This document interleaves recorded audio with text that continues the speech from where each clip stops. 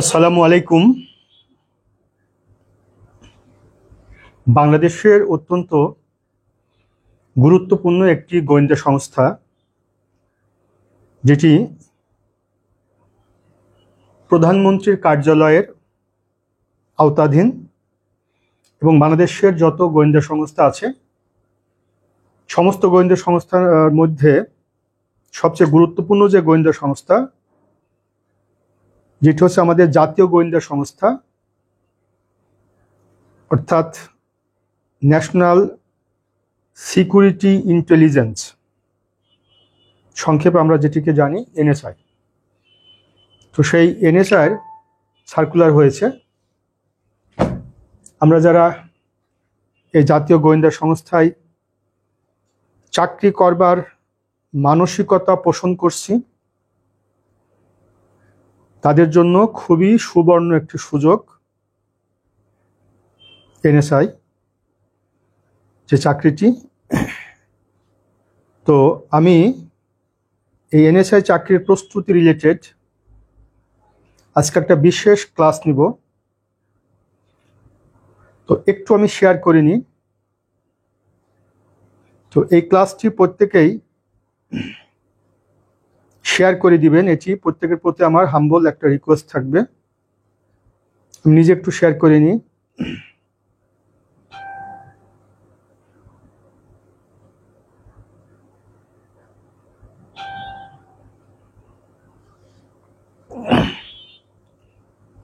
আচ্ছা, তো এনএসআই এর চাকরিটি মর্যাদার দিক থেকে, সুযোগ সুবিধার দিক থেকে অত্যন্ত লোভনীয় একটি চাকরি। বাংলাদেশে আমি ব্যক্তিগতভাবে মনে করি যে সিভিল সার্ভিস অর্থাৎ বিসিএস এর তুলনায় এটি কোনো অংশে কম নয়। এই চাকরিটি, এটি সম্পর্কে আমরা অনেকে জানি না। তা আমি একটু শেয়ার করে নিচ্ছি। তো আপনাদের মধ্যে যারা আমার স্টুডেন্ট, যারা দেখছেন এবং যারা আমার কোনো স্টুডেন্ট না, তাদের সবার প্রতি আমার হাম্বল রিকোয়েস্ট থাকবে, প্রত্যেকে একটু শেয়ার করে দিবেন। এনএসআই জব প্রিপারেশন আজকের আলোচনা। আচ্ছা, তো আজকের আলোচনার মধ্যে থাকবে সেটি হলো এনএসআই চাকরিটা কেমন ধরনের চাকরি, এনএসআই চাকরির সুযোগ সুবিধা কি, তারপরে এনএসআই চাকরির যে মর্যাদা কি, এনএসআই যে চাকরিটি সেই চাকরিটির অর্গানোগ্রাম কি বা হায়ারার্কিটা কি, এবং একই সাথে এই চাকরির, হ্যাঁ মিতালি কমেন্ট করছো, স্যার আদাব, স্যার কেমন আছেন। হ্যাঁ মিতালি, অনেক শুভকামনা তোমার জন্য। মিতালি, তুমি এই চাকরিতে অ্যাপ্লাই করবা। তুমি তো প্রাইমারির জন্য নিজেকে প্রস্তুত করেছো, এই চাকরির জন্য অ্যাপ্লাই করবা। তো আমি প্রথমেই এই এনএসআই, এটার পূর্ণরূপ হচ্ছে national security intelligence. National security intelligence NSI, সেটিকে বাংলা করলে দাঁড়ায়, তোমাদের মধ্যে বাংলাটা কে করতে পারবো, করো তো দেখি এটির বাংলাটা কি হবে। এনএসআই, ন্যাশনাল সিকিউরিটি ইন্টেলিজেন্স, এটির বাংলা অর্থ হচ্ছে জাতীয় নিরাপত্তা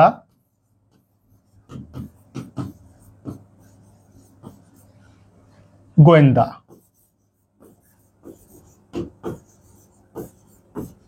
জাতীয় নিরাপত্তা গোয়েন্দা বা ন্যাশনাল সিকিউরিটি ইন্টেলিজেন্স, এটা হচ্ছে এনএসআই এর ইলাবোরেশন এবং এটির বাংলা। প্রথমত এই এনএসআই চাকরির পরিস্থিতিটা কি, সেখানে যাবার পূর্বে আমরা এনএসআই চাকরি একটা সার্কুলার দেওয়া হয়েছে, সেই সার্কুলারটা একটু পড়ব। এটা হচ্ছে এনএসআই চাকরির সার্কুলার। আপনারা প্রত্যেকে দেখতে পাচ্ছেন এনএসআই চাকরির সার্কুলারটা হচ্ছে জাতীয় নিরাপত্তা গোয়েন্দা সংস্থা এনএসআই নিয়োগ বিজ্ঞপ্তি 2025। তো এই নিয়োগ বিজ্ঞপ্তিতে কি বলা হয়েছে দেখেন, আমি সংক্ষেপে এটিকে আমি বলছি যে সেটি হলো এই যে এনএসআই যে চাকরির যে নিয়োগ বিজ্ঞপ্তিটা দেওয়া হয়েছে সেটি হচ্ছে এটি। প্রত্যেকে একটু মনোযোগ সহকারে শুনবেন এবং নোট ডাউন করবেন। মিতালি, তুমি তোমার ফ্রেন্ড সার্কেল যারা আছে তাদেরকে একটু মেনশন দাও, তোমার পরিচিত যারা আছে তাদের নাম একটু মেনশন করো যাতে তারা প্রত্যেকে দেখতে পারে। আর তুমি হচ্ছে এটা নোট করে নিবা, প্রত্যেকের প্রতি হাম্বল রিকোয়েস্ট থাকবে, প্রত্যেকে একটু শেয়ার করে দিবেন। তো এনএসআই চাকরির যে সার্কুলারটা হয়েছে সেই সার্কুলারটা এখানে শূন্য পদের সংখ্যা 255টি, 255 শূন্য পদের সংখ্যা 255টি। এটা অনেক বড় একটা পদ, 255টি শূন্য পদের সংখ্যা।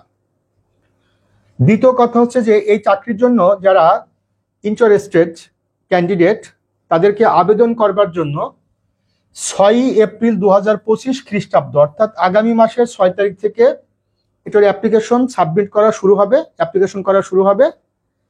যে অ্যাপ্লিকেশনটির শেষ তারিখ হচ্ছে আগামী 20 এপ্রিল 2025। তাহলে আমরা প্রত্যেকে জানবো যে এনএসআই চাকরির যে সার্কুলারটা হয়েছে সে সার্কুলারে আবেদন করবার সময় হচ্ছে 6 তারিখে এপ্রিল মাসের, আর আবেদন করার লাস্ট ডেট হচ্ছে 20 তারিখে। আচ্ছা, এরপরে এই আবেদনের পদ্ধতিটা কি? আবেদনের পদ্ধতি হচ্ছে অনলাইনে আবেদন করতে হবে, অর্থাৎ সংশ্লিষ্ট প্রতিষ্ঠানের যে ওয়েবসাইট আছে সেই ওয়েবসাইট বরাবর এখানে আবেদন করতে হবে, অর্থাৎ আগ্রহী প্রার্থীদেরকে অনলাইনে আবেদন করতে হবে। তাহলে প্রথমত গেল হচ্ছে এনএসআই চাকরির সার্কুলারটা হয়েছে এবং এই চাকরির আবেদন করবার জন্য 6 তারিখ থেকে শুরু হচ্ছে এপ্রিল মাসের এবং এটা চলবে 20 তারিখ পর্যন্ত, আর 255টা পোস্ট আছে। এরপরে সার্কুলারটা যে হয়েছে সেই সার্কুলারটা কোন কোন পদের বিপরীতে এবং এখানকার যোগ্যতাগুলো কি কি আমি যদি একটু বড় করে দেখাই। তাহলে প্রথমত এখানে যে সার্কুলারটা হয়েছে সেই সার্কুলারে প্রথমে যে পদটি সেটা হচ্ছে 9ম গ্রেডের পদ, অর্থাৎ অ্যাসিস্ট্যান্ট ডিরেক্টর বা সহকারী পরিচালক। বাংলাদেশে যত সরকারি চাকরি আছে এই সরকারি চাকরির যে পদগুলো অ্যাসিস্ট্যান্ট ডিরেক্টর এগুলো হচ্ছে 9th গ্রেডের পদ, অর্থাৎ যেটিকে আমরা একসময় প্রথম শ্রেণীর চাকরি বলতাম, 9th গ্রেড বা 9ম গ্রেডের চাকরি, যার স্যালারি শুরু হয় 22,000 টাকা স্কেলে বেসিক। তাহলে 9ম গ্রেডের যে চাকরিটি সহকারী পরিচালক অর্থাৎ অ্যাসিস্ট্যান্ট ডিরেক্টর বা এডি, এখানে পদের সংখ্যা আছে 26টি। আর আরেকটা পদ আছে সেটি হচ্ছে টেলিফোন ইঞ্জিনিয়ার, এটাও 9ম গ্রেডের পদ, একটা পদ। এই টোটাল 9ম গ্রেডের পদের সংখ্যা হচ্ছে 27টি। তো 9ম গ্রেডের যে পদগুলো আছে সে পদগুলোর যোগ্যতা কি, সে যোগ্যতা যদি আমি একটু পড়ে শোনাই তোমাদেরকে, সেটা হচ্ছে যে কোনো স্বীকৃত বিশ্ববিদ্যালয় হতে প্রথম শ্রেণী বা সমমানের সিজিপিএ সহ স্নাতকোত্তর ডিগ্রি অথবা অনন্য দ্বিতীয় শ্রেণী বা সমমানের সিজিপিএ সহ স্নাতক সম্মান ডিগ্রি, সাথে কম্পিউটার চালনায় দক্ষতা। তাহলে তোমাদের মধ্যে যারা এনএসআই 9ম গ্রেডে অ্যাসিস্ট্যান্ট ডিরেক্টর হিসেবে চাকরিটি পেতে চাচ্ছ বা চাকরিটি করতে চাচ্ছ, তোমাদের অ্যাপ্লিকেশন করবার জন্য শিক্ষাগত যোগ্যতা হচ্ছে যে কোনো স্বীকৃত বিশ্ববিদ্যালয় থেকে, সেটা পাবলিক ইউনিভার্সিটি বা প্রাইভেট ইউনিভার্সিটি থেকে তোমার 2nd ক্লাস অনার্স এবং মাস্টার্স থাকতে হবে, অথবা তোমার সিম্পল গ্রাজুয়েশন সাথে 1st ক্লাস মাস্টার্স থাকতে হবে। এটা হচ্ছে তোমার শিক্ষাগত যোগ্যতা। এটা গেল 9ম গ্রেডের জন্য। আর টেলিফোন ইঞ্জিনিয়ার যেটা, এটা মূলত একটা টেকনিক্যাল পোস্ট, কোনো স্বীকৃত বিশ্ববিদ্যালয় হতে টেলিকমিউনিকেশন ইঞ্জিনিয়ারিং এ অথবা ইলেকট্রিক অ্যান্ড ইলেকট্রনিক্স অর্থাৎ যেটিকে ট্রিপলি বলে থাকি ইঞ্জিনিয়ারিং এ স্নাতক ডিগ্রি।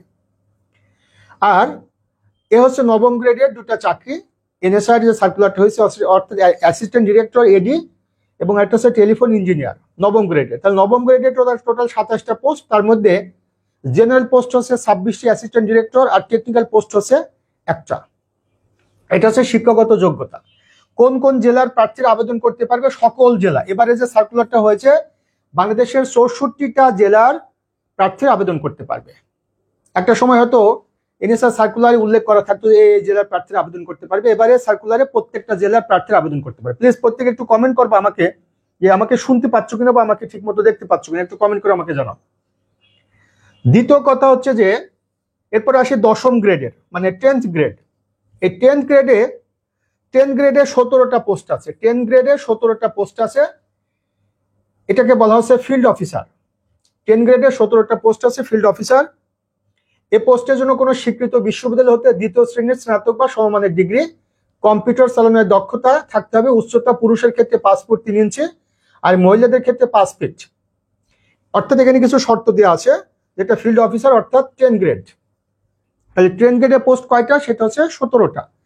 এখানে শিক্ষাগত যোগ্যতা গ্রাজুয়েশন, এখানে পোস্ট গ্রাজুয়েশন চাইনি, অর্থাৎ মাস্টার চাইনি, অর্থাৎ সিম্পল গ্রাজুয়েশন চেয়েছে। তারপরে যে পোস্ট আছে সেটা হচ্ছে যে 13 গ্রেড অর্থাৎ 13 গ্রেডের পোস্ট। এখানে আছে 5টা 13 গ্রেডে, অর্থাৎ এই 13 গ্রেডের 5টা পোস্ট। এখানে যে যোগ্যতাগুলো দেওয়া আছে সব দেওয়া আছে, এত আসলে পড়ে শোনানোর কোনো সুযোগ নেই। তোমরা এটা আনারুল কমেন্ট করছো, তোমরা এটা কিন্তু এটা ওয়েবসাইটে গিয়ে বা তুমি গুগলে গিয়ে কিন্তু এনএসআই সার্কুলার লিখে দিলে পারি, তুমি কিন্তু এটা তোমার শর্তগুলো পেয়ে যাবা যে আসলে কি কি চেয়েছে। এরপরে আসে 14 গ্রেডের 14তম গ্রেডের পদ, 14তম গ্রেডে 14টা পোস্ট আছে, 14তম গ্রেডে 14টা পোস্ট আছে। তারপরে এরকম ভাবে তোমার 15তম গ্রেডে 20টা পোস্ট আছে, 16তম গ্রেডে 2টা পোস্ট আছে, সব সকল জেলা। এখানে কিন্তু মানে ইন্ডিভিজুয়াল কোনো জেলার কথা বলা হয়নি, অর্থাৎ সকল জেলা। আচ্ছা, তার মানে হলো যে এখানে তোমার যে পোস্টগুলো দেয়া আছে পোস্টগুলোর কথা বলা হচ্ছে। তারপরে তোমাদেরকে যদি বলি 20 গ্রেডের আবার পদ আছে, মানে 16 গ্রেডের আবার 20টা পদ আছে, 16 গ্রেডে আরো 13টা পদ আছে, 16 গ্রেডে আরো একটা পদ আছে, 17 গ্রেডে 109টা পদ আছে, 17 গ্রেডে পদ হচ্ছে 109টা। তারপরে হচ্ছে তোমার 17 গ্রেডে আরো পদ আছে 3টা, আর 20 গ্রেড যেটা অফিস সহায়ক সেখানে 24টা পদ আছে। তার মানে আমি তোমাকে যদি পড়ে শোনাই, তাহলে এখানে তোমার যদি আমি তোমাকে পড়ে শোনাই তাহলে এখানে টোটাল তোমার 13টি ক্যাটাগরি। এই 13টি ক্যাটাগরিতে টোটাল পোস্ট হচ্ছে তোমার 255টি।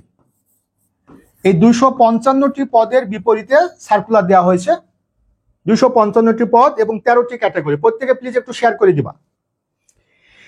এরপরে এই যে 13টি ক্যাটাগরির মধ্যে তোমার প্রথমে যদি আমি 9ম গ্রেডের কথা বলি, 9 গ্রেড, এই 9 গ্রেডে পদের সংখ্যা কয়টি একটু আগে তোমাকে বলেছি, সেটা হচ্ছে 27টি। 9 গ্রেডে পদের সংখ্যা 27টি। এরপরে 10 গ্রেড 10ম গ্রেড, এই 10ম গ্রেডে পদের সংখ্যা হচ্ছে তোমার 17টি। 10ম গ্রেডে পদের সংখ্যা হচ্ছে টোটাল 17টি। এরপরে আছে 13তম গ্রেড 13 গ্রেড, এই 13তম গ্রেডে পদের সংখ্যা আছে 5টি। এরপরে আসে 14তম গ্রেড, এই 14তম গ্রেডে তোমার পদের সংখ্যা আছে 14টি আছে 14তম গ্রেডে পদের সংখ্যা। তারপরে আসে 15তম গ্রেড, 15তম গ্রেডে এখানে পদের সংখ্যা আছে তোমার টোটাল হচ্ছে 20টা, এই 20টি পদ আছে 15তম গ্রেডে। এরপরে আসে 17তম গ্রেড, 17তম গ্রেডে সবচেয়ে পদের সংখ্যা হচ্ছে বেশি, এই 17তম গ্রেডে পদের সংখ্যা হচ্ছে তোমার 148টি, 148। আমি টোটাল এগুলো হিসাব করছি। এবং সর্বশেষ যেটা 20 গ্রেড বা 20তম গ্রেড, এই 20তম গ্রেডে তোমার পদের সংখ্যা হচ্ছে 24টি। এই টোটাল তোমার পদের সংখ্যা হচ্ছে 255টি। টোটাল পদের সংখ্যা হচ্ছে 255টি। এনএসআই যে সার্কুলারটা দেওয়া আছে টোটাল পদের সংখ্যা হচ্ছে 255টি। এবার আসো, এই এনএসআই চাকরির ক্ষেত্রে তোমার যে আবেদন তোমাকে করতে হবে, সে আবেদন করবার জন্য তোমাকে এখানে নির্দিষ্ট একটা বয়সের কথা বলা হয়েছে। তাহলে বয়সটা কি দেখো, খেয়াল করে দেখো। বয়স এবং শিক্ষাগত যোগ্যতার কথা উল্লেখ করা আছে বিভিন্ন চাকরির ক্ষেত্রে। এখানে তোমার বয়সের কথা বলা হয়েছে যে ন্যূনতম 18 এবং ম্যাক্সিমাম সেটা হচ্ছে 32 বছর। অর্থাৎ আবেদন করবার জন্য তোমার ন্যূনতম যোগ্যতা হচ্ছে বয়সের যোগ্যতা 18 বছর, আর সর্বোচ্চ যোগ্যতা আছে তোমার যেটা 32 বছর। 32 বছর এক্সিট করলে তুমি কিন্তু আবেদন করতে পারবে না, আর 18 বছরের নিচে হলে তুমি আবেদন করতে পারবে না।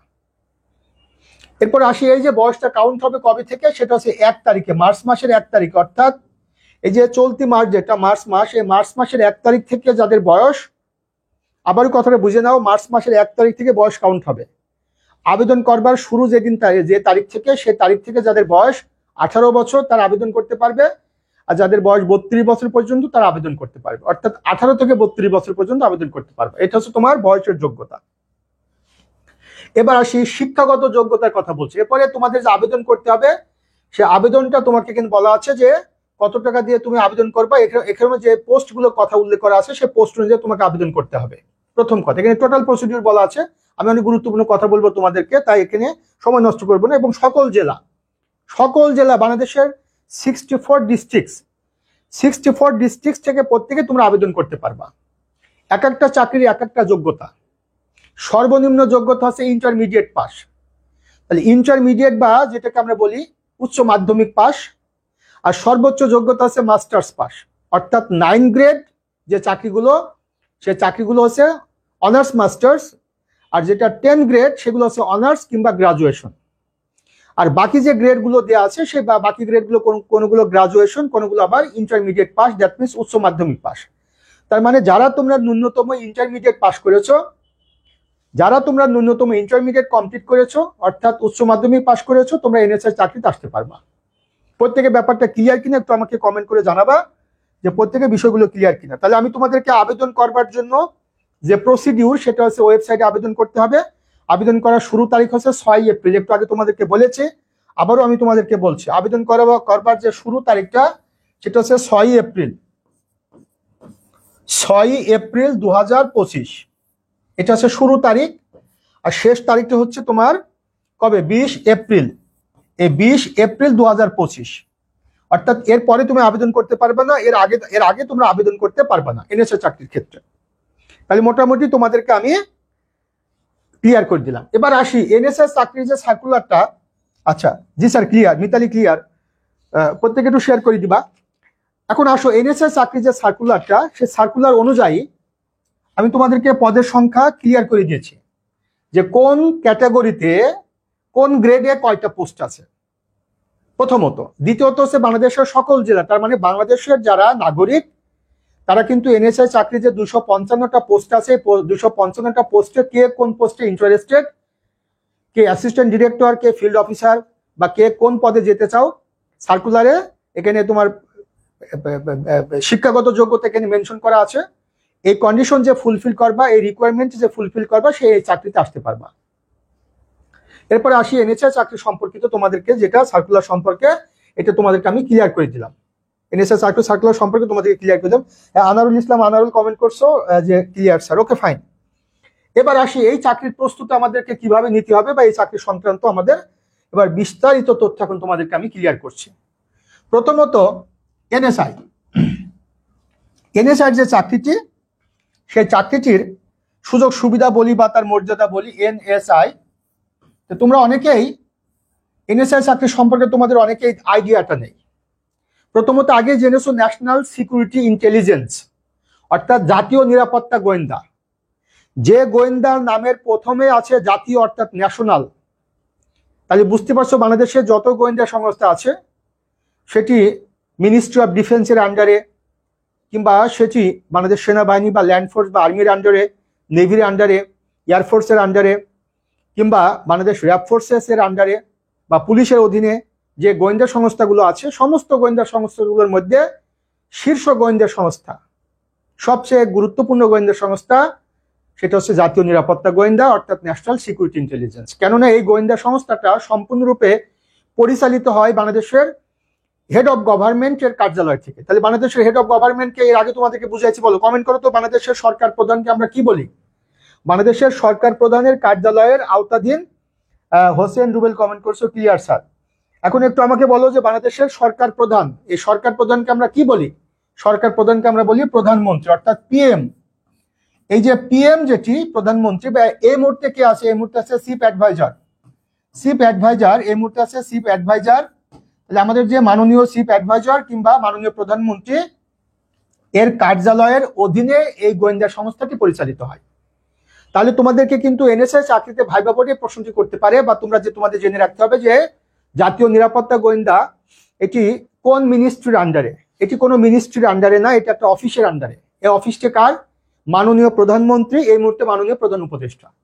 তাহলে তোমরা কিন্তু এই বিষয়গুলো, হ্যাঁ মিতালি কমেন্ট করছো আমার 17 নম্বর ভাইবা কলেজ আছে, হ্যাঁ তোমার জন্য অনেক শুভকামনা। হ্যাঁ তানিম কমেন্ট করছো প্রধানমন্ত্রী, হ্যাঁ মিতালি কমেন্ট করছো প্রধানমন্ত্রী। তাহলে এটি বাংলাদেশ সরকারের মাননীয় প্রধানমন্ত্রীর কার্যালয়ের আন্ডারে পরিচালিত হয়, কিংবা মাননীয় প্রধানমন্ত্রীর অনুপস্থিতিতে যদি কোনো ইন্টারিম গভর্নমেন্ট ক্ষমতায় থাকে কিংবা কোনো কেয়ারটেকার গভর্নমেন্ট ক্ষমতায় থাকে, তখন এই ক্ষমতায় থাকাকালে প্রধানমন্ত্রীর পদ যিনি হোল্ড করছেন তার নাম অনুযায়ী সার্কুলারটা হবে। তার মানে প্রধান উপদেষ্টার কার্যালয়ের অধীনে পরিচালিত হচ্ছে। যতদিন পর্যন্ত আমাদের পলিটিক্যাল গভর্নমেন্ট ক্ষমতায় না আসে। তাহলে বুঝতে পারছো যে বাংলাদেশের দুজন গুরুত্বপূর্ণ ব্যক্তি, একজন মহামান্য রাষ্ট্রপতি, সে মহামান্য রাষ্ট্রপতির কার্যালয়ে দুটি বিভাগ আছে, একটা হচ্ছে পার্সোনাল ডিভিশন, একটা হচ্ছে পাবলিক ডিভিশন। এটা আমার বিশেষ ভাইবা বোর্ডে জিজ্ঞাসা করা হয়েছিল। অর্থাৎ একটা আপন বিভাগ যেটাকে বলে পার্সোনাল ডিভিশন, এবং একটা হচ্ছে জনবিভাগ অর্থাৎ যেটিকে বলা হয় পাবলিক ডিভিশন। প্রত্যেকটা ডিভিশন বা প্রত্যেকটা বিভাগের যিনি প্রধান থাকেন তাকে বলে সেক্রেটারি বা সচিব। এখানে সিভিল ব্যুরোক্রেট থাকেন, মিলিটারি ব্যুরোক্রেট থাকেন, আর আরেকটা গুরুত্বপূর্ণ কার্যালয় সেটা হচ্ছে প্রধানমন্ত্রীর কার্যালয়। তবে বাংলাদেশ যেহেতু মন্ত্রিপরিষদ শাসিত সরকার ব্যবস্থা বিদ্যমান রয়েছে, কাজে প্রধানমন্ত্রী, হ্যাঁ তানিম কমেন্ট করছো, প্রধান উপদেষ্টা অ্যাট প্রেজেন্ট চিফ অ্যাডভাইজার, হ্যাঁ আনাল কমেন্ট করছো। তাহলে তো তোমরা প্রত্যেকেই, আমি প্রত্যাশা করবো প্রত্যেকে তোমরা শেয়ার করে দিচ্ছ ইনশাল্লাহ। এবং খুবই গুরুত্বপূর্ণ তথ্য তোমাদেরকে আজকে আমি দিচ্ছি। তাহলে প্রধানমন্ত্রীর কার্যালয়ের অধীনে এই মুহূর্তে প্রধান উপদেষ্টার কার্যালয়ের অধীনে এই গোয়েন্দা সংস্থাটি পরিচালিত, প্রথম তথ্য। দ্বিতীয় তথ্য হচ্ছে এটির, দ্বিতীয় যে তথ্যটি তোমাদেরকে আমি প্রোভাইড করব সেটি হচ্ছে যে এই যে গোয়েন্দা সংস্থা বাংলাদেশে আর কি কি গোয়েন্দা সংস্থা আছে। বাংলাদেশে গোয়েন্দা সংস্থা আছে যদি আমি তোমাকে বলি যে ministry of defence, ministry of defence বা প্রতিরক্ষা মন্ত্রণালয়ের অধীনে একটি গোয়েন্দা সংস্থা আছে যার নাম হচ্ছে ডিজিএফআই। ডিজিএফআই মানে হচ্ছে directorate general of forces intelligence, directorate general of forces intelligence. তোমরা একটু কমেন্ট করো তো যে কি বললাম, directorate general of forces intelligence. এটিকে বাংলাদেশের মিনিস্ট্রি অফ ডিফেন্স বা প্রতিরক্ষা মন্ত্রণালয়ের অধীনে একটি গোয়েন্দা সংস্থা ডিজিএফআই, যেটাকে বাংলা করলে কি দাঁড়ায়, প্রতিরক্ষা মহাপরিদপ্তর। হ্যাঁ, প্রতিরক্ষা গোয়েন্দা মহাপরিদপ্তর, প্রতিরক্ষা গোয়েন্দা মহাপরিদপ্তর, প্রতিরক্ষা প্রতিরক্ষা প্রতিরক্ষা গোয়েন্দা গোয়েন্দা মহাপরিদপ্তর, প্রতিরক্ষা গোয়েন্দা মহাপরিদপ্তর অর্থাৎ ডিজিএফআই। আমরা প্রত্যেকে ডিজিএফআই এর নামটা শুনছি, directorate general of forces intelligence, DGFI. এটা কিন্তু বাংলাদেশের একটি গোয়েন্দা সংস্থা এবং কোন মিনিস্ট্রি আন্ডারে পরিচালিত হয়, এটা হচ্ছে তোমার মিনিস্ট্রি অফ ডিফেন্স। আমরা জানি যে মিনিস্ট্রি অফ ডিফেন্স বা প্রতিরক্ষা মন্ত্রণালয়, এই মন্ত্রণালয় ট্র্যাডিশনালি এবং যদি আমি বলি সাধারণত, ইউজুয়ালি, মেইনলি, জেনারেলি এবং ট্র্যাডিশনালি এই মন্ত্রণালয় কিন্তু প্রধানমন্ত্রীর অধীনে থাকে। অর্থাৎ সাধারণত বাংলাদেশের যিনি প্রধানমন্ত্রী হন তিনি কতগুলো মন্ত্রণালয় তার অধীনে রাখেন, তার মধ্যে একটা আছে কিন্তু মিনিস্ট্রি অফ ডিফেন্স বা প্রতিরক্ষা মন্ত্রণালয়। প্রধানমন্ত্রীর কার্যালয়ের অধীনে তোমাদেরকে যদি আমি বলি একটি গোয়েন্দা সংস্থা যার নাম আছে এনএসআই। প্রধানমন্ত্রীর কার্যালয়ের অধীনে রয়েছে বাংলাদেশের ভিভিআইপি থেকে সিকিউরিটি দেয় যার নাম আছে এসএসএফ, স্পেশাল সিকিউরিটি ফোর্স। তোমরা নাম শুনবে এসএসএফ, সেটা কিন্তু প্রধানমন্ত্রীর কার্যালয়ের অধীনে। প্রধানমন্ত্রীর কার্যালয়ের অধীনে দুটি গুরুত্বপূর্ণ ডিভিশন রয়েছে, একটা আছে আর্ম ফোর্সেস ডিভিশন এবং একটা আছে ক্যাবিনেট ডিভিশন। এটা নিয়ে তোমাদেরকে আগে আমি কথা বলেছি, খুব গুরুত্বপূর্ণ তথ্য তোমরা জানছো, প্লিজ একটু শেয়ার করে দিবা। আর প্রধানমন্ত্রীর কার্যালয়ের অধীনে গোয়েন্দা সংস্থাটি রয়েছে। তাহলে জব সিকার কমেন্ট করছো, director general of forces intelligence, DGFI. এরপরে আসি, এটা হচ্ছে যে আমাদের মিনিস্ট্রি অফ ডিফেন্সের আন্ডারে একটি গোয়েন্দা সংস্থা। এরপরে আমাদের গুরুত্বপূর্ণ গোয়েন্দা সংস্থা যেটি রয়েছে সেটা পুলিশের অধীনে রয়েছে, পুলিশের অধীনে অর্থাৎ বাংলাদেশ পুলিশ। তাহলে বাংলাদেশ পুলিশ কোন মিনিস্ট্রির আন্ডারে, মিনিস্ট্রি অফ হোম অ্যাফেয়ার্স অর্থাৎ স্বরাষ্ট্র মন্ত্রণালয়। স্বরাষ্ট্র মন্ত্রণালয়ের দুটি ডিভিশন আছে, একটা সিকিউরিটি সার্ভিস ডিভিশন এবং একটা হচ্ছে পাবলিক সিকিউরিটি ডিভিশন। তো এর মধ্যে একটা ডিভিশন আছে, সেটির নাম আছে পাবলিক সিকিউরিটি ডিভিশন অর্থাৎ পিএসডি। এই পাবলিক সিকিউরিটি ডিভিশনের অধীনে একটা বাহিনী আছে, সিভিল ফোর্স, যাকে আমরা সবাই জানি, সেটা হচ্ছে পুলিশ। এই পুলিশ বলে যে বাহিনীটি রয়েছে, সে পুলিশ বাহিনীর অধীনে যে গোয়েন্দা সংস্থাগুলো আছে তার মধ্যে স্পেশাল ব্রাঞ্চ অর্থাৎ সংক্ষেপে এসবি, যাকে বলে বিশেষ শাখা। এরপরে ক্রিমিনাল ইনভেস্টিগেশন ডিপার্টমেন্ট অর্থাৎ সিআইডি এবং police bureau of investigation, police bureau of investigation PBI. আবার ডিটেকটিভ ব্রাঞ্চ অর্থাৎ ডিবি। তাহলে special branch, criminal investigation department, police bureau of investigation এবং ডিটেকটিভ ব্রাঞ্চ, এগুলো হচ্ছে পুলিশের গোয়েন্দা সংস্থা। যদিও সিআইডি এবং পিবিআই এটি গোয়েন্দা কার্যক্রম পরিচালনার পাশাপাশি তারা কিন্তু ইনভেস্টিগেটিভ এজেন্সি হিসেবে কাজ করে, তারা ইনভেস্টিগেশন করে, বাট এগুলো কিন্তু সব গোয়েন্দা সংস্থা, এগুলো সব ডিটেকটিভ ব্রাঞ্চ। প্লিজ প্রত্যেকেই শাহিন কাদির কমেন্ট করছো, প্রত্যেকে একটু শেয়ার করে দিবা, গুরুত্বপূর্ণ ইনফরমেশন তোমাদেরকে আমি শেয়ার করছি তোমাদেরকে। তাহলে পুলিশের গোয়েন্দা সংস্থাগুলো আমরা কি কি পেলাম? Special branch criminal investigation department, police bureau of investigation, detective branch, আর আমাদের মিনিস্ট্রি অফ ডিফেন্সের অধীনে পেলাম ডিজিএফআই। আচ্ছা, এবার এছাড়াও আমাদের কিছু গোয়েন্দা সংস্থা আছে যেটা সামরিক বাহিনী। সামরিক বাহিনী বলতে গেলে আর্মি, তারপরে নেভি, এবং তারপরে হচ্ছে এয়ারফোর্স। এদেরকে বলা হয় মিলিটারি ফোর্স বা ডিফেন্স ফোর্স বা সামরিক বাহিনী। এদের কিন্তু আলাদা আলাদা গোয়েন্দা সংস্থা আছে। তারপরে র্যাব ফোর্সেস, র্যাব ফোর্সেরও কিন্তু গোয়েন্দা সংস্থা আছে। র্যাব ফোর্সেস অর্থাৎ র্যাপিড অ্যাকশন ব্যাটালিয়ন, তারা কিন্তু এই র্যাব ফোর্সেস কিন্তু পুলিশের কিন্তু একটা এলিট ফোর্স। এটা কিন্তু আলাদা কোনো বিষয় না, এটা হচ্ছে পুলিশের একটি এলিট ফোর্স। তাহলে বাংলাদেশের গোয়েন্দা সংস্থাগুলোর মধ্যে প্রতিরক্ষা মন্ত্রণালয়ের অধীনে রয়েছে, তারপরে আর্মির আছে, নেভির আছে, এয়ারফোর্সের আছে, র্যাব ফোর্সের আছে, পুলিশের আছে। আর প্রধানমন্ত্রীর কার্যালয়ের অধীনে যেটি রয়েছে সেটি নাম হচ্ছে, আমরা একটু আগে যেটা বলেছি তোমাদেরকে গুরুত্বপূর্ণ যেটা, সেটা হচ্ছে ন্যাশনাল সিকিউরিটি ইন্টেলিজেন্স। এটা টোটাল আমাদের পিএমস অফিস বা চিফ অ্যাডভাইজারের অফিস থেকে পরিচালিত হয়। এনএসআই গোয়েন্দা সংস্থা বাংলাদেশের সবচেয়ে গুরুত্বপূর্ণ গোয়েন্দা সংস্থা। বাংলাদেশ নামক রাষ্ট্রের নিরাপত্তা, এটা ইন্টারনাল এবং এক্সটার্নাল। তোমরা ভেবো না যে এই এনএসআই কাজ শুধুমাত্র ইন্টারনাল করে, তা কিন্তু না। এনএসআই তে কর্মরত আমার অনেক ফ্রেন্ড আছে জয়েন্ট ডিরেক্টর পর্যায়ে, আমার অনেক স্টুডেন্ট আছে অ্যাসিস্ট্যান্ট ডিরেক্টর, আমার রিলেটিভ রয়েছে এনএসআই তে চাকরি করেন। তো এদের কিন্তু শুধুমাত্র বাংলাদেশের ইন্টারনাল সিকিউরিটি এনশিওর করা, ইন্টারনাল সিকিউরিটি, কাউন্টার ইন্টেলিজেন্স, রাষ্ট্রের গুরুত্বপূর্ণ বিষয় শুধুমাত্র তারা কাজ করে তা কিন্তু না, এরা দেশের বাইরেও কাজ করে। বাংলাদেশ এম্বাসি যেগুলো আছে বিদেশে, হাই কমিশন এবং এম্বাসিগুলো আছে, সেখানেও কিন্তু তারা কাজ করে। কাজে এটা অত্যন্ত লোভনীয় চাকরি। তো আমি মনে হয় সম্ভবত তোমরা আমার সাথে একমত পোষণ করবা। এই সার্কুলার দেওয়ার পরে সারা বাংলাদেশের সর্বপ্রথম মানে আমি তোমাদেরকে এটা ডিটেল আলোচনা করছি, আর কেউ হয়তো এটা আলোচনা আগে থেকে কেউ শুরু করিনি। তোমরা মনে হয় এটা আমার সাথে একমত হবা যে এই বিষয়টা তোমাদেরকে আমি বিষয়টা ক্লিয়ার করছি যার গুরুত্ব বোঝানোর জন্য। তাহলে তোমাদের এখানে কাজটা শুধুমাত্র দেশের মধ্যে না, দেশের বাইরেও কিন্তু এদের কাজ রয়েছে। এবং এই এনএসআর যে পরিচয় যদি তোমাদেরকে আমি বলি, এনএসআর পরিচয়টা যদি তোমাকে আমি বলি, পরিচয়ের কথা যদি আমি বলি, তাহলে পরিচয় বলতে এখানে অনেকগুলো কথা চলে আসে। প্রথমত, এটি বাংলাদেশের সবচেয়ে স্মার্ট, সবচেয়ে ইম্পর্টেন্ট একটি গোয়েন্দা সংস্থা। এটা ইন্টারনাল এবং এক্সটার্নাল দুটোই কাজ করে। যদিও বাংলাদেশের প্রধানমন্ত্রীর কার্যালয়ের অধীনে পরিচালিত হয়, কিন্তু বিদেশে বাংলাদেশ এম্বাসি বা হাই কমিশন কিন্তু এরা কাজ করে। অভ্যন্তরীণ নিরাপত্তা অর্থাৎ ইন্টারনাল সিকিউরিটি প্রোভাইড করে, কাউন্টার ইন্টেলিজেন্স নিয়ে এরা কাজ করে। এবং এটি তোমার এই গোয়েন্দা সংস্থার যিনি প্রধান, তাকে বলা হয় ডিজি। ডিজি মানে ইংলিশে বলা হয় ডাইরেক্টরেট জেনারেল। এই ডাইরেক্টর জেনারেল বা ডিজি, যাকে বাংলায় বলা হয় মহাপরিচালক। এই মহাপরিচালক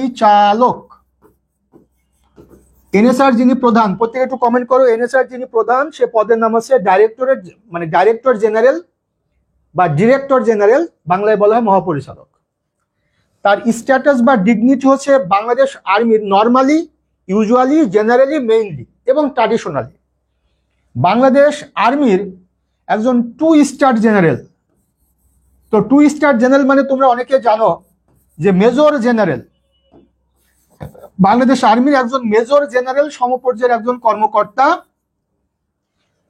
সাধারণত ডেপুটেশনে এনএসআই ডিজি হিসেবে দায়িত্ব পালন করেন। তাহলে কত গুরুত্বপূর্ণ একটা পদ, খেয়াল করে দেখো যে বাংলাদেশ আর্মির একজন 2 স্টার জেনারেল অর্থাৎ মেজর জেনারেল পদমর্যাদার একজন কর্মকর্তা সাধারণত এবং সচরাচর জাতীয় নিরাপত্তা গোয়েন্দার প্রধান হিসেবে দায়িত্ব পালন করেন, যাকে আমরা বলি মহাপরিচালক বা ডিরেক্টর জেনারেল। এটা অত্যন্ত লোভনীয় একটি চাকরি। এখন আসো, এই যে এনএসআই, এই এনএসআর তোমার অর্গানোগ্রামটা যদি তোমাদেরকে আমি বলি, অর্গানোগ্রামের কথা যদি বলি বা হায়ারার্কি যদি তোমাদেরকে আমি বলি, তাহলে হায়ারার্কি বা অর্গানোগ্রামটা যদি আমি বলি, নবম গ্রেডের এই চাকরিটা শুরু হয়, মানে নবম গ্রেডের যে পোস্টটা শুরু হয়, প্রথমে যে পোস্টের নাম, সেই পোস্টের নাম আছে অ্যাসিস্ট্যান্ট ডিরেক্টর বা এডি, বাংলায় বলা হয় সহকারী পরিচালক। এরপরে প্রমোটেড হয়ে ডেপুটি ডিরেক্টর বা উপপরিচালক, ডিডি। আচ্ছা, প্রত্যেকে একটু কমেন্ট করবা, আর ইউ এনজয়িং? তোমরা প্রত্যেকে এনজয় করছো কিনা, প্লাস তোমরা জিনিসগুলো ক্লিয়ারলি বুঝতে পারছো কিনা, একটু কমেন্ট করবা আমাকে এবং শেয়ার করবা। তাহলে প্রথমে তোমার 9 গ্রেডের পদের স্টার্টিং হয় অ্যাসিস্ট্যান্ট ডিরেক্টর বা এডি, বাংলায় বলা হয় সহকারী পরিচালক। আর এটিকে কি বলা হয় তোমার, সেটা হচ্ছে ডেপুটি ডিরেক্টর বা উপপরিচালক। তারপরে যে পোস্ট, সে পোস্টের নাম হচ্ছে তোমার জয়েন্ট, আমি তোমাদের কমেন্টগুলো একটু দেখতেছি।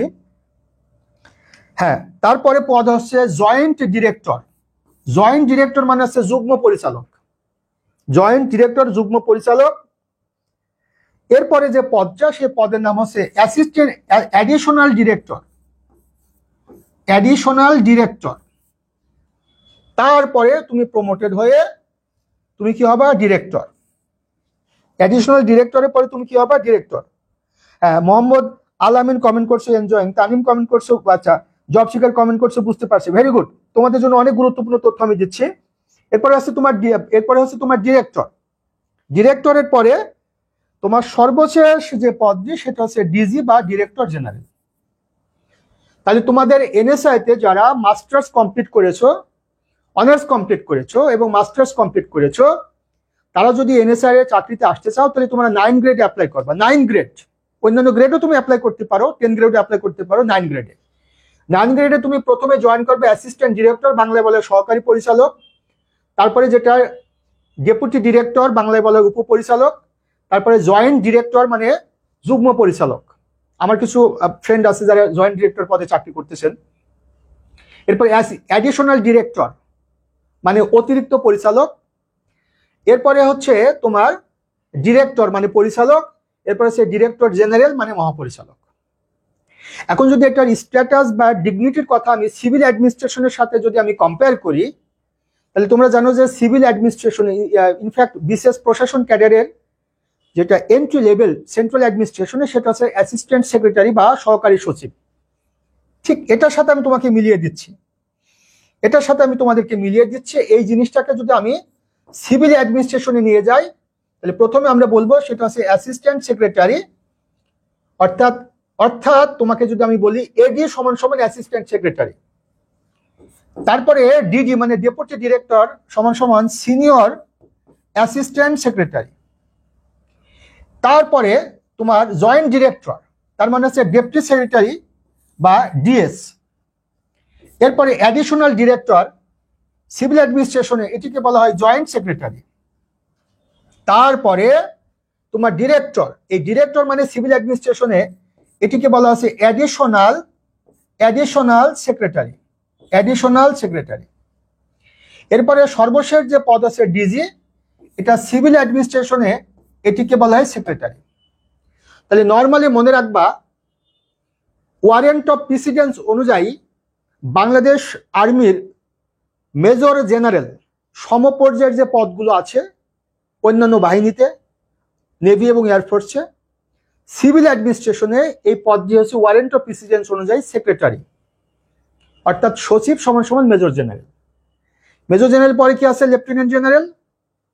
এই সমান যে নেভি এবং এয়ারফোর্সের যে পদগুলো আছে, এইটা সমান সমান সিভিল অ্যাডমিনিস্ট্রেশনে সিনিয়র সেক্রেটারি। সর্বশেষ পদ নেভিতে কি আছে বাংলাদেশের প্রেক্ষিতে, অ্যাডমিরাল। এয়ারফোর্সে কি আছে, এয়ার চিফ মার্শাল। আর আর্মিতে আছে জেনারেল, 4 স্টার জেনারেল। সমান সমান সিভিল অ্যাডমিনিস্ট্রেশনে ক্যাবিনেট সেক্রেটারি, একই সাথে প্রিন্সিপাল সেক্রেটারি। তোমাদের মাথার উপর দিয়ে যাচ্ছে কথাগুলো, আমি বুঝতে পারছি। হ্যাঁ, যারা হয়তো এ ব্যাপারে তোমাদের জানাশোনা কম আছে, যারা জানো তারা তোমরা অনেকে জানো। আচ্ছা আচ্ছা, ফিল্ড স্টেপ সাপোর্টকে বলেন। আচ্ছা, কি যেন কি যেন আমি হিমালয় বর্মন, তোমার প্রশ্নটা আমি বুঝতে পারিনি, তুমি একটু বাংলায় লিখো। তাহলে এই যে এনএসআই চাকরি যে তোমাদেরকে অর্গানোগ্রাম তোমাদেরকে আমি একটু ক্লিয়ার করলাম। এবার আসো এনএসআই চাকরির ক্ষেত্রে তোমার সুযোগ সুবিধার কথা যদি আমি বলি, তাহলে সরকারি চাকরি যে নির্ধারিত বেতন ভাতা, সেগুলো তো তুমি পাবাই। দ্বিতীয়ত এই চাকরি কিন্তু রেশন সুবিধা আছে, তোমরা হয়তো অনেকে জানো না, রেশন সুবিধা রয়েছে। এই চাকরি কি আছে, রেশন সুবিধা আছে। তারপরে এই চাকরিটা কিন্তু শুধু দেশে না, দেশে এবং বিদেশে কাজ করার সুযোগ আছে। আমার এক মামা, উনি এনএসআইতে আছেন, উনি বাংলাদেশ এম্বাসিতে অর্থাৎ বাংলাদেশ হাই কমিশনে পাকিস্তানে উনি কাজ করেছেন, চাকরি করেছেন। তো তোমরা এই চাকরিতে কিন্তু তোমরা কি পাবা, দেশে এবং বিদেশে কাজ করার সুযোগ পাবা। এরপর যদি তোমাদেরকে আমি বলি, এটা যদি তোমাকে আমি যদি স্ট্যাটাসের কথা বলি, মর্যাদার কথা যদি বলি, এটার একটা মর্যাদা সম্পন্ন চাকরি।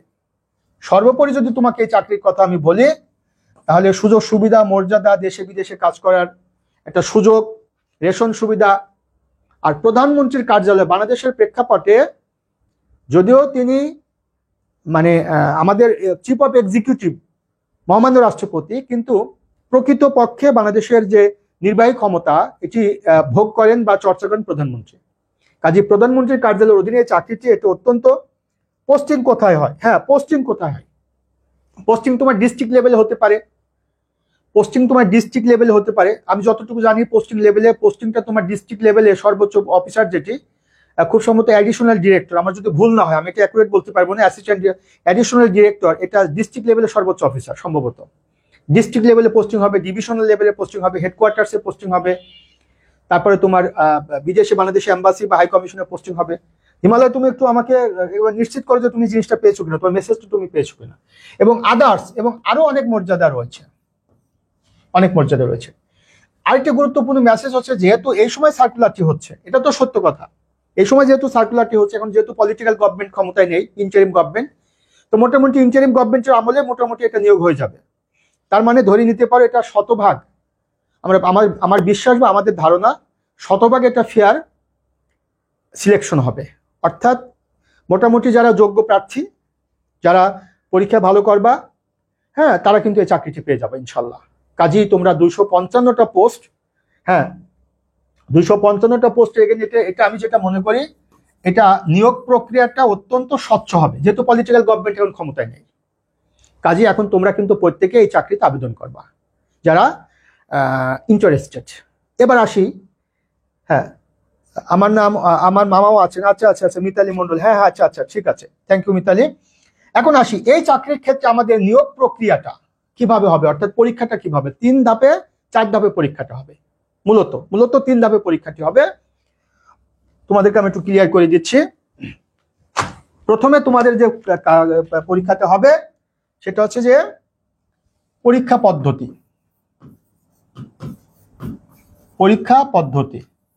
তো একটু তোমাদের এই ফাঁকে একটু বলে রাখি, তোমরা জানো যে আমি মূলত বিসিএস নিয়ে কাজ করি, বিসিএস প্রিলিমিনারি লিখিত এবং ভাইবা পড়াই।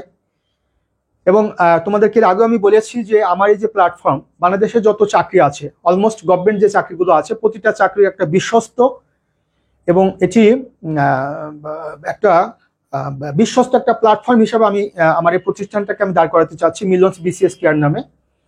তো এই যে এনএসআই যে চাকরিটি, 3 ধাপে পরীক্ষা হবে, প্রিলিমিনারি টেস্ট, রিটেন টেস্ট এবং ভাইবা। এই 3 ধাপে পরীক্ষার জন্য যে সার্বিক প্রস্তুতি নেওয়ার দরকার, এটা আমি তোমাদেরকে প্রস্তুত করবো। অর্থাৎ আমি এনএসআই চাকরির যে নিয়োগ প্রক্রিয়া, এই প্রক্রিয়া যাতে তোমরা খুব সহজে উঠতে যেতে পারো, এই জন্য আমি কিন্তু একটা এনএসআই চাকরি নিয়োগ কোর্স চালু করতে যাচ্ছি। এখানে প্রিলিমিনারি, লিখিত, ভাইবা সবকিছুই থাকবে। আমি সর্বোচ্চ পর্যায়ে বলছি, ভাইবা ক্লাসগুলো আমি নিজে নিব। প্রয়োজন বোধে আমি এখানে সর্বোচ্চ অফিসার বা যারা এর সাথে সম্পৃক্ত তাদেরকে আমি সম্পৃক্ত করব। কাজে তোমরা একটু মাথায় রাখবা, আমি দ্রুত এটা শুরু করে দিব। এখন আসি পরীক্ষা কারা নেন স্যার। আচ্ছা, পরে যে প্রধানমন্ত্রীর কার্যালয়ের তত্ত্বাবধানে পরীক্ষাটা হয়, আর বেশি তো এটা ডিসক্লোজ করা যাবে না, এত ডিটেল তো তোমাকে বলা যাবে না, আর তারা তো একটা ডিটেল তোমাকে তো বলবেও না। প্রধানমন্ত্রীর কার্যালয়ের তত্ত্বাবধান মানে কি, প্রধানমন্ত্রীর কার্যালয় তোমাকে সিলেকশন করবে, প্রধানমন্ত্রীর কার্যালয়ে তোমার পরীক্ষাটি নেবে। এবার আসে প্রথমে এই পরীক্ষা পদ্ধতি 3 ধাপ। প্রথম ধাপটিকে বলা হয় প্রিলিমিনারি টেস্ট, প্রিলিমিনারি টেস্ট, যাকে বলা হয় প্রাথমিক বাছাই পরীক্ষা।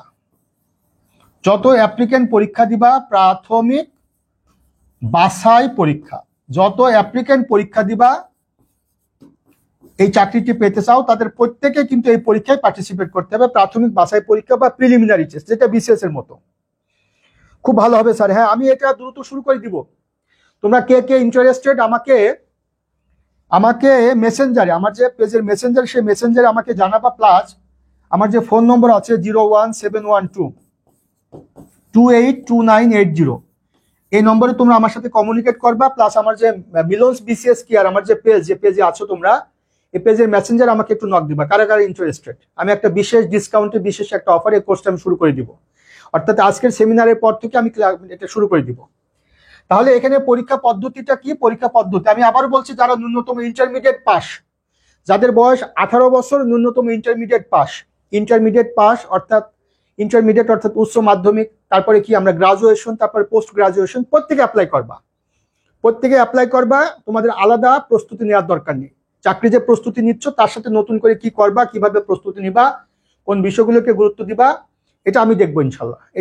আমি তোমাদেরকে ক্লিয়ার করে দিচ্ছি।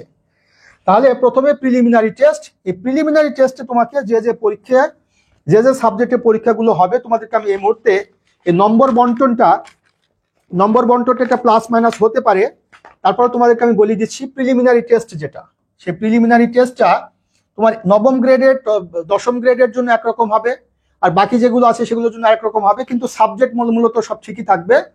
প্রিলিমিনারি টেস্টে প্রথমে তোমার সাবজেক্ট থাকবে হচ্ছে বাংলা, তারপরে সাবজেক্ট থাকবে হচ্ছে তোমার, প্রথমে সাবজেক্ট থাকবে হচ্ছে বাংলা, তারপরে সাবজেক্ট থাকবে হচ্ছে তোমার ইংলিশ, তারপরে সাবজেক্ট থাকবে হচ্ছে যে তোমার সেটি হচ্ছে যে ম্যাথ, তারপরে তোমার সাবজেক্ট থাকবে হচ্ছে যে তোমার কি সাবজেক্ট থাকবে সেটা হচ্ছে তোমার জিকে। এই জিকে এখানে তোমার প্রিলিমিনারি টেস্টে এখানে তোমার 100 নম্বরের পরীক্ষা হতে পারে, প্রিলিমিনারি টেস্টে। এই প্রিলিমিনারি টেস্টে অর্থাৎ তোমাকে আমি যদি এটা ক্লিয়ার করে বলি, তাহলে যে সেটা হচ্ছে বাংলা, ইংলিশ, ম্যাথ, জিকে। এই জিকের মধ্যে তোমার বাংলাদেশ ইন্টারন্যাশনাল থাকতে পারে, এর মধ্যে সায়েন্স এবং টেকনোলজির বা আইসিটির কিছু পার্ট থাকতে পারে। এটা গেল তোমার প্রিলিমিনারি টেস্ট। এই প্রিলিমিনারি টেস্ট 100 নম্বর পরীক্ষা তোমাকে কি করতে হবে? পাস করতে হবে। 100 নম্বরের পরীক্ষায় পাস করার পরে তাদের একটা নির্দিষ্ট কাটমার্কস থাকবে বিসিএস এর মতো। তুমি সেকেন্ড যে ধাপটি, সেই সেকেন্ড ধাপটা কি? সেটা হচ্ছে রিটেন টেস্ট।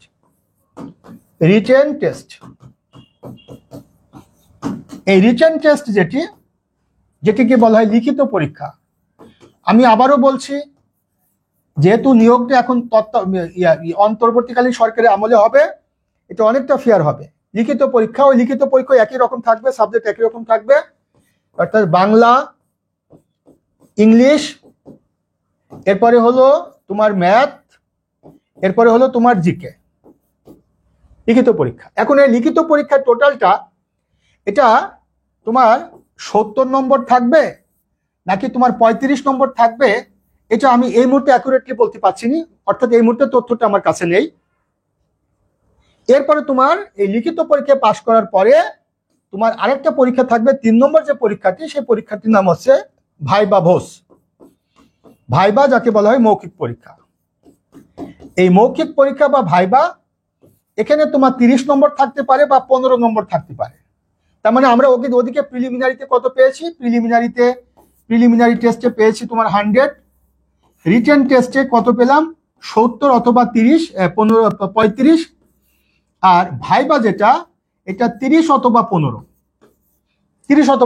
তার মানে হচ্ছে যে এখানে পরীক্ষাটা হবে তোমার 200 অথবা তোমার 150, 200 বা 150, 200 বা 150, এই 200 বা 150 নম্বরের পরীক্ষা হবে।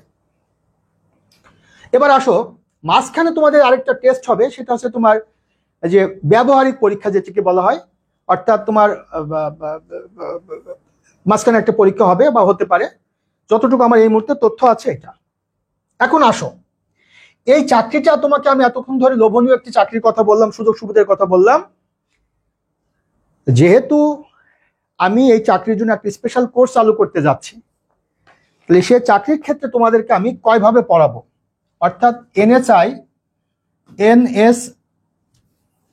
এনএসআই নিয়োগ কোর্স যেটি আমার, সেখানে তোমার প্রিলিমিনারি টেস্টে, এই প্রিলিমিনারি টেস্টে আমি ক্লাস রাখছি, একটা প্ল্যান করছি। প্রিলিমিনারি টেস্টে টোটাল ক্লাস রাখবো হচ্ছে তোমার 24টা ক্লাস থাকবে প্রিলিমিনারি টেস্টে।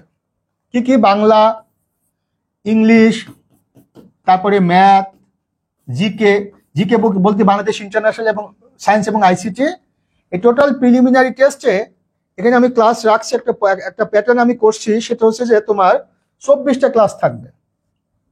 প্রিলিমিনারি টেস্টে আমি 24টা ক্লাস রাখবো, 24টা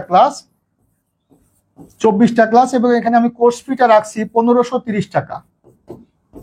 1530 টাকা তোমাদেরকে আমি ক্লিয়ার করে দিচ্ছি। তারপরে তোমার যেটি রিটেন টেস্ট, এই রিটেন টেস্টও একই subject, Bangla, English, math, GK. এখানে আমি টোটাল ক্লাস রাখবো হচ্ছে তোমার লিখিততে আমি টোটাল ক্লাস রাখবো হচ্ছে যে তোমার টোটাল আমি একটু দেখে বলি, সেটা হচ্ছে যে 16টা টোটাল হচ্ছে তোমার। এখানে কয়টা ক্লাস রাখলাম একটু দেখে বলি তোমাদেরকে। তাহলে ওখানে 16টা প্লাস 8টা 24টা ক্লাস রাখছি, আর এখানে তোমার ক্লাস থাকবে হচ্ছে 16টা। তাহলে ওখানে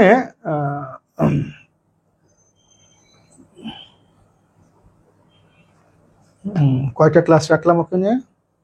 এখানে রাখলাম হলো 16 আর 24টা ক্লাস রাখলাম, আর এখানে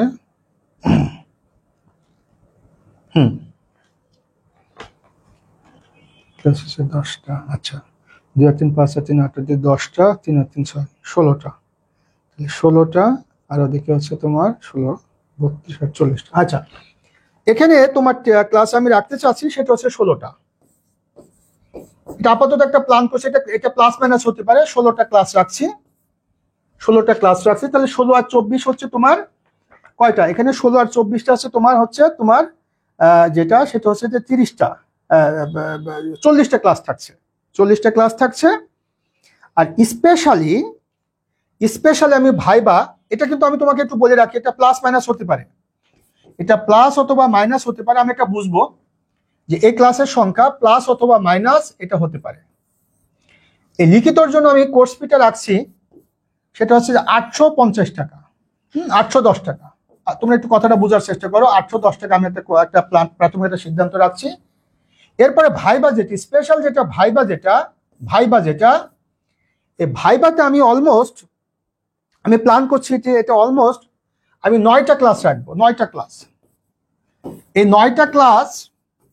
9টা ক্লাসের মধ্যে একটা ক্লাস থাকবে হচ্ছে বেসিক ক্লাস। বেসিক ক্লাস বলতে তোমার এনএসআই চাকরি সম্পর্কে, প্রধানমন্ত্রীর কার্যালয় সম্পর্কিত, বাংলাদেশের গোয়েন্দা সংস্থাগুলোর কাজ কি ইত্যাদিতে, যেটা তোমার মৌখিক পরীক্ষা যেটা দিবে, এটা হচ্ছে বেসিক ক্লাস। তারপরে মাঝখানে থাকবে হচ্ছে যে তোমার 5টা ক্লাস থাকবে, সেটা হচ্ছে মূল ক্লাস অর্থাৎ মেইন ক্লাস। তাহলে এটা হচ্ছে বেসিক ক্লাস, এটা হচ্ছে মেইন ক্লাস। কয়টা গেল? 5 আর 1 6টা গেল না, এটা তোমার আমি 6টা বা। আর 2টা ক্লাস আমি রাখবো যেটা হচ্ছে মক ভাইবা, আমি তোমাদেরকে মক ভাইবা নেব। তাহলে টোটাল এখানে কয়টা গেল? এখানে 8টা। তাহলে ভাইবাতে এখানে 8টা, সরি এখানে আমি 6টা ক্লাস রাখবো, মূল ক্লাস রাখবো 6টা। তাহলে ভাইবাতে টোটাল ক্লাস হচ্ছে 9টা প্লাস 40 টাকা। ভাইবার জন্য আমি কোর্স ফি রাখছি 710 টাকা, যেহেতু আমার অনলাইন কার্যক্রম। তার মানে আমি টোটাল, এটা আমি একটা খসড়া তোমাদেরকে বলছি, টোটাল এই যে এনএসআই যে নিয়োগ বিজ্ঞপ্তি, এনএসআই যে ফুল প্যাকেজ, এনএসআই চাকরি যে ফুল প্যাকেজ, সেটা 200 নম্বর কিংবা 150 নম্বর যাই হোক না কেন, একেবারে 9 গ্রেড থেকে, এই 9 গ্রেড থেকে 20 গ্রেড পর্যন্ত। অবশ্য তোমাদেরকে যেভাবে পড়ানো হবে, প্রত্যেকটা সাবজেক্টের টিচার আলাদা আলাদা পড়াবেন। আমি মূলত তত্ত্বাবধানে থাকবো, আমি ভাইবা ক্লাসগুলো নিব, জিকে ক্লাসগুলো আমি নিব, আর সাবজেক্ট ভিত্তিক টিচার থাকবেন। এই যে টোটাল 9 গ্রেড থেকে 20 গ্রেডের সবাই তোমরা যুক্ত হতে পারবা। 2 নম্বর হচ্ছে যে তোমাদেরকে আমি ক্লাসগুলো হবে ফেসবুক লাইভে ক্লাস। তারপরে এবার ক্লাসগুলো রেকর্ড থাকবে ক্লাসগুলো, এটা প্ল্যান করছি। তোমাদেরকে আমি সেটা হচ্ছে সরাসরি বই যেটা অথবা পিডিএফ, আমি এখনো ডিসাইড করিনি যে কোনটা তোমাদেরকে প্রোভাইড করবো, সাবজেক্ট ভিত্তিক বই প্লাস পিডিএফ বা অথবা পিডিএফ এটা দেবো। আর কোর্স ফির যে ব্যাপারটা, তোমরা প্রত্যেকে একটু মনোযোগ সহকারে শুনবা। কোর্স ফির যে ব্যাপারটা, ফি যেটা, এটা আমি নির্ধারণ করেছি যে টোটাল যে ফিগুলো যদি আমি যুক্ত করি 1500, 30, 700 এবং 800, টোটাল 3050 টাকা আমার কোর্স ফি। এটা হচ্ছে মোটামুটি আমি ফিক্স করেছিলাম। কিন্তু আমি এখন এই মুহূর্তে একটা সুযোগ দিচ্ছি। সুযোগটা হচ্ছে যে প্রথম 20 জনের জন্য আমি তোমাদেরকে কোর্স ফিটা নিব 2040 টাকা। এটা একেবারেই ফিক্সড, 2040 টাকা, অর্থাৎ 3050 থেকে আমি 1000 টাকা কম রেখে 2040 টাকা রাখছি, এটা ফিক্সড। প্রথম 20 জনের জন্য, এই 20 জন প্রথম এক্সিট করলে কিন্তু কোর্স ফিটা আমি হয়তো বেড়ে যেতে পারে, 2550 টাকা হতে পারে বা 3050 টাকা হতে পারে। যেহেতু সার্কুলারটা দিয়েছে, কাজে তোমরা যারা ইন্টারেস্টেড, এখন থেকে আমি ভর্তি কার্যক্রম নিচ্ছি, তোমরা আমার সাথে কন্ট্যাক্ট করবা 01712282980 এই নম্বরে, অথবা মিলনস বিসিএস কেয়ার আমার যে ফেসবুক পেজ আছে সেই পেজের মেসেঞ্জারে তোমরা আমাকে নক করতে পারো। এই মেসেঞ্জার পেজের মেসেঞ্জারে আমার পার্সোনাল ফেসবুক আইডি আছে, শাহজাহান আলী মিলন, বিসিএস মিলন ছয়, মিলনস বিসিএস, এখানে তোমরা আমাকে কমিউনিকেট করতে পারবা। তো আমি তোমাদেরকে যে অনারিয়ামটা নিচ্ছি, সহজে স্যার কি মিরাজ কমেন্ট করছো, স্যার চাকরি কি সহজে ছাড়া যায়, জয়েন করলে নাকি অন্য কোনো চাকরির পরীক্ষা দেওয়া যায় না? হ্যাঁ, এটা একটা রেস্ট্রিকশন রয়েছে। তুমি দারুণ কথা বলছো, এটা একটা রেস্ট্রিকশন রয়েছে। যেহেতু তোমাকে রাষ্ট্রের পক্ষ থেকে ট্রেন আপ করা হবে, রাষ্ট্রের অনেক কনফিডেন্সিয়াল বিষয় তুমি জানবা, তাই হুটহাট করে তুমি এই চাকরিটি ছাড়তে পারবে না। এটা একটা দারুণ পয়েন্ট উল্লেখ করছো। তো তোমরা জেনে শুনে বুঝে চাকরিতে আসবা। সুযোগ সুবিধার দিক থেকে যদি বলো, মর্যাদার দিক থেকে যদি বলো, আমি মনে করি বাংলাদেশের সরকারি চাকরির মধ্যে অন্যতম একটা লোভনীয় চাকরি হচ্ছে এটি। তুমি যদি বিসিএস এর চাকরিকে কম্পেয়ার করো সেটা ভিন্ন কথা, বিসিএস মানে সিভিল সার্ভিস, সেটা তো ভিন্ন কথা। বাট তুমি একটা শৃঙ্খলিত জীবন যাপন করতে চাও, তাহলে এই চাকরিতে তুমি আসতে পারবা। তোমাদের জন্য আমার একটা গুরুত্বপূর্ণ মেসেজ। আর যারা এই চাকরিটি করতে আগ্রহী, আমি কথা দিচ্ছি আমি তোমাদেরকে সর্বোচ্চ প্রস্তুত করবো ইনশাল্লাহ। যেহেতু আমার অভিজ্ঞতা আছে, বুঝতে পারছো যে অনেক কথা আমি তোমাদেরকে বলতে পারি না সরাসরি, সর্বোচ্চভাবে তোমাদেরকে আমি প্রস্তুত করব। এই যে 2040 টাকা একটা প্রিলি লিখিত ভাইবা, টোটাল প্যাকেজ, কিন্তু কোর্স ফিটা 3060 টাকা মূলত। আমি প্রথম 20 জন এক্সিট করলে পারে কোর্স ফিটা বেড়ে যাবে, সেটা হয়তো 3060 টাকা চলে যেতে পারে। সো এখন থেকে তোমাদেরকে আমি বলে দিচ্ছি, যারা ভর্তি হতে চাও আমার এই অনলাইন কোর্সে যুক্ত হতে পারো। আমি তোমাদেরকে সর্বোচ্চভাবে প্রস্তুত করব। সবচেয়ে গুরুত্বপূর্ণ ব্যাপার, যেটা সবচেয়ে বেশি হেল্প পাবা আমার কাছে, সেটা হচ্ছে ভাইবা। তোমরা জানো আমি ভাইবা নিয়ে কাজ করি, তোমরা জানো যে আমি ভাইবা নিয়ে কাজ করি। প্রিলিমিনারি লিখিত তোমরা নিজেরাও পড়তে পারো, অন্যকেও পড়াতে পারে। বাট ভাইবা জিনিসটা কি? এখানে ভাইবার যে 9টা ক্লাস নেবো আমি টোটাল, একটা নেবো বেসিক ক্লাস। এই বেসিক ক্লাসের মধ্যে থাকবে এনএসওয়াই সহ বাংলাদেশের যত ইন্টেলিজেন্স এজেন্সি আছে, বিশ্বের যে সমস্ত ইন্টেলিজেন্স এজেন্সিগুলো আছে, এনএসআই এর কাজটা কি, কোন কোন কাজগুলো করে, একটা বেসিক একটা ক্লাস। এর সাথে থাকবে তোমার এডুকেট ম্যানার, ভাইবা বোর্ডে কিভাবে প্রবেশ করবা, কিভাবে অবস্থান করবা, কিভাবে আই কন্ট্যাক্ট করবা, কিভাবে আনসার দিবা। কারণ এখানে মিলিটারি পার্সন কিন্তু থাকবে ভাইবা বোর্ডে, বুঝতে পারছো তাদের সাথে কিভাবে বিহেভ করবা। এরপরে তোমার বেসিক তথ্যগুলো, এরপরে স্পেশাল 2টা মক ভাইবা দেবো এর মধ্যে কিন্তু। তো আমি কোর্স ফিটা 3060 টাকা এটা আমি ফিক্সড করেছিলাম। পরে দেখলাম যে না, তোমরা যারা আমার স্টুডেন্ট প্লাস আমার বাইরের স্টুডেন্ট যারা, সবার জন্য 2040 টাকা প্রথম 20 জনের জন্য। তো এ হচ্ছে আমার কন্ট্যাক্ট নম্বর, তোমরা আমার সাথে যোগাযোগ করতে পারবা। তোমাদেরকে আমি সর্বোচ্চভাবে প্রস্তুত করবো ইনশাল্লাহ। আর সর্বশেষ একটা কথা, তোমরা এই চাকরির জন্য, হ্যাঁ হোসেন রুবেল কমেন্ট করছো স্যার ক্লাস শুরু কবে থেকে? আমি 20 জন অ্যাডমিটেড হওয়ার সাথে সাথে ক্লাস স্টার্ট করে দেবো। 20 জন অ্যাডমিটেড হওয়ার সাথে সাথে ক্লাস স্টার্ট করে দেবো। তাহলে আমি কি বলছিলাম, প্রথম 20 জনের জন্য 2040 টাকা, তাহলে 20 জন হওয়ার সাথে সাথে আমি ক্লাস স্টার্ট করে দেবো। এবং এই ক্লাসগুলো আমি তোমাদেরকে আবারও বলছি, এই ক্লাসগুলো কিন্তু এমন না যে তুমি প্রিলিমিনারি পরীক্ষা পাস করবা তারপর লিখিত, না, এটা কিন্তু একটা প্যাকেজ। তোমার সপ্তাহে 4 থেকে 5 দিন আমি ক্লাস নেব। আমি প্ল্যান করছি, যেহেতু এখানে অলমোস্ট 45টা থেকে 50টা ক্লাস পাবা তোমরা, প্লাস মাইনাস আমি হিসাব করে দেখছি, প্লাস মাইনাস 50 থেকে মানে 50টা প্লাস মাইনাস ক্লাস পাবা, 50টা প্লাস মাইনাস ক্লাস পাবা, 50টা। তার মানে আমি সপ্তাহে এভারেজ ধরো 4 দিন করে ক্লাস নেব, তার মানে 3 × 48, তার মানে অলমোস্ট আমি 3 মাস টার্গেট করছি এই কোর্সটি কমপ্লিট করতে। 3 মাস আমি টার্গেট করছি কোর্সটি কমপ্লিট করতে। যদি দেখি পরীক্ষা ঘনিয়ে আসছে, তাহলে আমি তার আগে বেশি তোমাদের ক্লাস দিয়ে দিব। এবং সিরিয়ালি তোমাদের ক্লাসগুলো হতে থাকবে, প্রিলিমিনারি ক্লাস হবে, লিখিত ক্লাস হবে, ভাইভা ক্লাস হবে, রেগুলার হতে থাকবে। তো আমি তোমাদেরকে এতটুকু বলবো, যারা ক্যাপাবল, যারা ইন্টারেস্টেড আমার সাথে যোগাযোগ করবা। তোমরা জানো যে আমার বিসিএস এর ভাইভা কোর্স, এই ভাইভা কোর্সের ফি কিন্তু অনেক বেশি ভাইভা কোর্সের।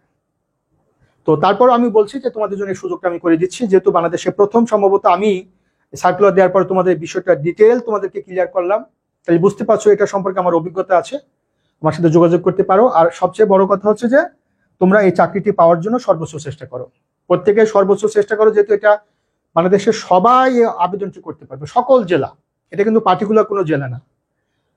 শুধুমাত্র আমি আবারও বলছি, যারা সিভিলের ক্ষেত্রে যে সমস্ত paramilitary force, auxiliary paramilitary force এবং সিভিল ফোর্স এবং মিলিটারি ফোর্স, এরাই মূলত কিন্তু রেশন সুবিধা পেয়ে থাকে। তো এই চাকরিতে কিন্তু তুমি রেশন সুবিধা পাচ্ছ। এটা কিন্তু একদম সিভিলিয়ান চাকরি না, কিন্তু বুঝতে পারছো মিলিটারি অফিসার কিন্তু এখানে এর হেড অর্থাৎ ডিজি, কাজে তুমি কিন্তু এখানে বেশ সুযোগ সুবিধা পাবা বৈধভাবে। আর সম্মান মর্যাদা তো আছেই। দেশের বাইরে, যদি দেশের বাইরে তোমার পোস্টিং হয় তাহলে সেখানকার যে লাইফ স্টাইল, তুমি যে দেশে পোস্টেড হলে, ধরো তুমি বাংলাদেশ এম্বাসিতে তুমি দায়িত্বপ্রাপ্ত হলে, কিংবা ইউনাইটেড কিংডম বাংলাদেশ হাই কমিশনে তুমি দায়িত্বপ্রাপ্ত হলে, তোমার স্যালারি স্ট্রাকচার কিন্তু ওখানকার স্ট্যান্ডার্ড অনুযায়ী হবে। অনেক সুযোগ সুবিধা রয়েছে। আচ্ছা, মিতালি বলছো স্যার অনেক কিছু শিখছে আপনার থেকে, এটা আমার বড় পাওয়া। Thank you so much Mitali. Mitali আমার ভাইবা স্টুডেন্ট। তো আজকে মূলত আমি তোমাদেরকে মেসেজটা দিচ্ছি, ভর্তি কার্যক্রম শুরু হয়ে গেছে, তোমরা চাইলে আমার সাথে যোগাযোগ করতে পারো। আর প্রথম 20 জন মানে অ্যাডমিটেড হওয়ার সাথে সাথে তোমাদের ক্লাস আমি স্টার্ট করে দেবো, এটা তোমরা নিশ্চিত থাকবে ইনশাল্লাহ। সবার জন্য শুভকামনা। তোমরা প্রত্যেকে একটু শেয়ার করে দিবা আর আমার সাথে যুক্ত থাকবা, আমার ক্লাসগুলো রেগুলার দেখবা। আমি পর্যায়ক্রমে এনএসআই চাকরির যে প্রিলিমিনারি পরীক্ষার, তারপরে লিখিত পরীক্ষার ভাইবার, এটা তোমাদেরকে ক্লাসে, আর ক্লাসগুলো ফেসবুক লাইভ হবে। আবার বলছি, ফেসবুক লাইভে ক্লাসগুলো হবে, সিক্রেট গ্রুপে রেকর্ড থাকবে। আর ভাইবা যেটা মক ভাইবা সেটা জুমে হবে, সরাসরি জুমে মক ভাইবা তোমাদেরকে আমি নিব। তো এই হচ্ছে তোমাদের জন্য মেসেজ, প্রত্যেকে চাকরির জন্য আবেদন করো। যেহেতু আগামী মাসের 4 তারিখ থেকে 6 তারিখ থেকে, তাই তো, হ্যাঁ 6 তারিখ থেকে যেহেতু এটা শুরু হবে, তোমরা আগামী মাস থেকে এটা আবেদন করবা। ঠিক আছে, সবার জন্য দোয়া রইলো, শুভকামনা রইলো। ভালো থাকবা। আসসালামু আলাইকুম।